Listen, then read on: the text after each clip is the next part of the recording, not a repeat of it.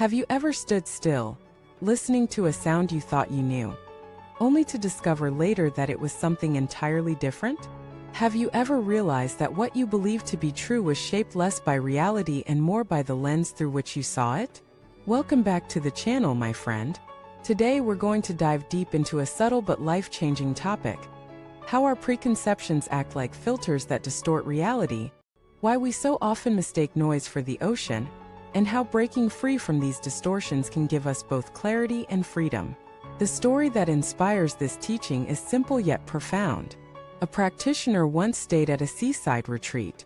On the first night, they drifted to sleep with the soothing sound of waves.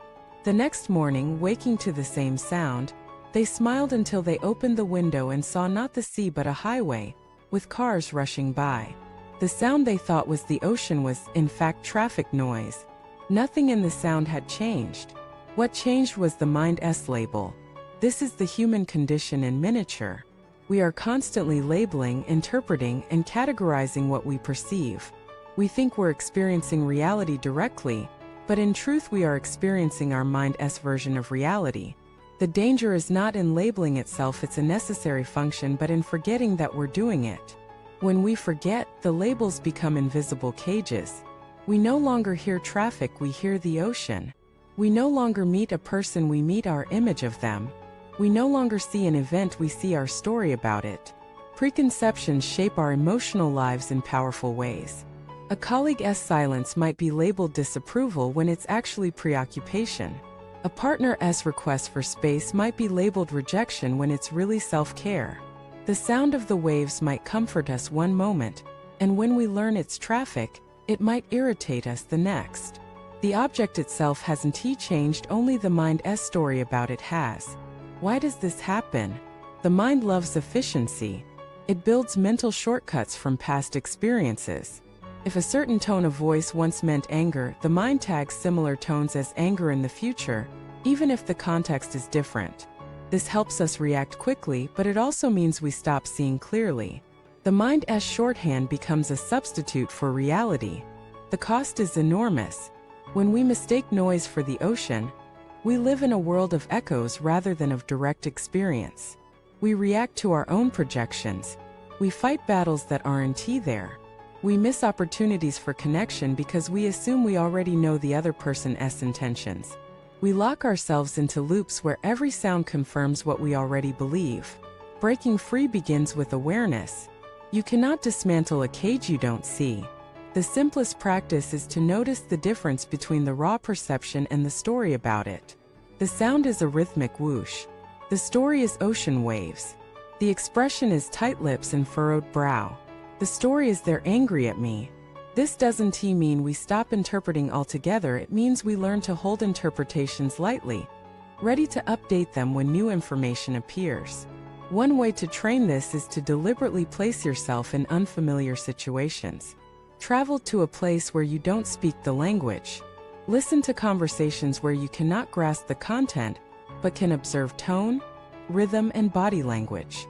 Notice how quickly your mind wants to assign meaning and how often those first guesses are wrong. This loosens the grip of certainty. Another is to revisit your assumptions about people you know well.